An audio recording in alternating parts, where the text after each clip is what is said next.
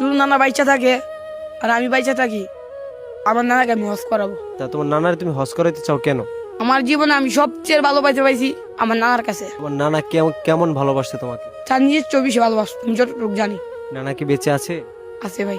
নানার কোন স্মৃতিগুলো তোমার সবসময় মনে পড়ে? ওই যে বাজারে গিয়ে লুঙ্গি ধরতাম, নানা 10 টাকা দাও, 10 টাকা চাইলে 20 টাকা দিত। আর যে সময় না থাকতো দরকার পড়লে বাকি হইলে দিয়ে দিত।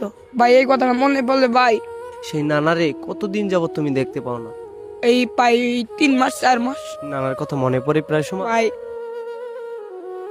আমি চাই নানা তুমি সুখে থাকো, আর কোন সমস্যা হইলে বলতে পারো এই ভিডিওর মাধ্যমে। তোমার নানারে কি তুমি দেখতে চাও?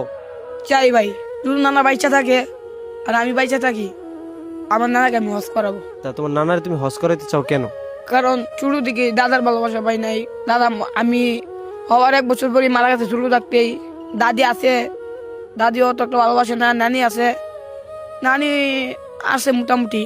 তাই তোমার নানারে অনেক ভালোবাসো, তারে নিয়ে হজে যেতে চাও? জি ভাই, জীবনে কোনো মানুষের সামনে নেচা হওয়ার দরকার নাই। সেটা এবার কপাল থাকুক আর না থাকুক, আমি কেউর কাছে চাই নাই, কেউর কিছু কিছু বলিও নাই। কার কাছে বেশি কষ্ট পেয়েছো? নিজের ফ্যামিলিও বললো, নিজের আত্মীয় বললো যে এই ছেলে খারাপ হয়ে যাবে, ঘর থেকে বের করে দেবো, এই জন্য তোমার ছেলে মেয়ে নষ্ট হয়ে যাবে।